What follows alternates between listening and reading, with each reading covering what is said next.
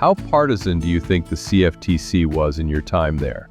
I think there were philosophical divides, and the philosophical divides matched in a number of instances, not exclusively, but in a number of instances, the philosophical divides were along or matched the party divides. But the philosophical divides were not because of the party. There wasn't like a Republican position, a Democratic position, and it wasn't exclusive. So I don't think people were partisan, but there were differences of opinion on a number of things, and those differences, were also on Capitol Hill. Those same differences were reflected on the Hill, but nobody really did it for electoral advantage. It's just like where we were all coming from, sort of our worldview of things split along those lines. When I was there, we agreed to disagree a lot. I had conversations with Heath and Chris and Brian and Dawn a lot. Like, okay, can we find common ground here? Yeah, okay, here's some common ground. No, we'll never get there. I can't support that. And so we'll go our separate ways on that, but let's work on this and get this done. There was a lot of that happening. And that's not necessarily, you see the disagreements, like you go to a CFTC meeting or read the statements when there's a commission, and there's more than one person there, of one party. You see the disagreements and they factor prominent, but you don't, on the 5-0 votes or the 4-1s, you don't see all the agreement, the discussion beforehand that leads to that. So you see it's the availability heuristic. You see disagreement, but you don't see agreement because it just happens. How did the SEC differ from the CFTC? There's a significant commonality between the staff people of the agencies. Both agencies, the people are just really dedicated to the public interest and doing what's right for the agency, for the markets, for the country.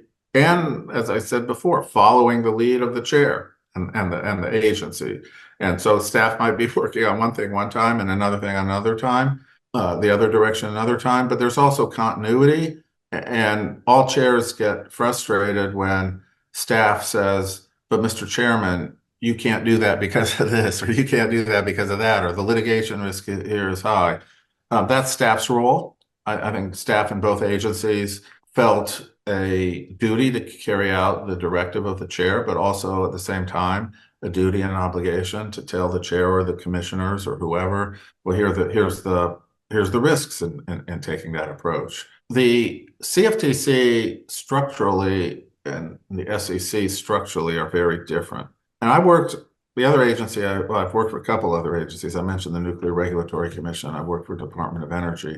DOE was a total, including contractors, I think 125,000. And the DOE is just this huge bureaucracy, given that size. SEC is 4,600. At CFTC, when I was there, was like between 600 and 700. The size of the agency is really, really critical. The intimacy with a smaller size, the fewer layers of bureaucracy, the greater informality really cuts through a lot, and you can do a lot more, a lot quicker, and you don't have so much hierarchy and stovepiping as you do in a larger agency. So that's one difference. I found the CFTC, given its smaller size, fewer layers, basically it's easier to navigate through that than a larger thing. Now, the other thing about the SEC is its divisions. So in CFTC, we had DMO, we had clearing, intermediary, swap dealer and intermediaries. At the SEC, you have large divisions, investment management, corp fin, trading and markets. Some of those divisions themselves have staffs of lawyers. The chief counsels in those divisions have like 80 people, 80 lawyers working with the chief counsel in an SEC division. And like, I think in this CFTC, you might have a dozen within the division, lawyers. So I had the CFTC, I was general counsel at the CFTC, and I realized it at the time, and it's partially a function of Gary Gensler, the way he ran it. Had a much stronger Office of General Counsel than most federal agencies. OGC, when I was there at CFTC under Gary, we had a prime role in implementing, I talked to you, I mentioned the rulemakings and the teamwork and that structure. OGC was lead in terms of the structure. Obviously, the divisions did the rules, and we were really we had a person on every team. I was in almost every policy discussion or somebody in OGC, and we were in the rule writing from the very beginning, from the ground up. At the SEC, OGC typically comes in later in the process. It did not have as strong a substantive role early on, policy-making role, than as when I was at CFTC. Now, all these roles, the role of the general counsel is very highly dependent on the chair and how much, who the chair relies on. If he relies on this person versus that person, whatever structure you have, it's very chair dependent. But generally, the way the SEC is set up, the divisions are so much stronger in terms of legal resources than the OGC at the SEC, that GC at SEC did not really have that same overview role as at CFTC, and it really, in many respects, it couldn't, because there's so much more happening at the SEC. It's just got the securities market is so much bigger than the derivatives market.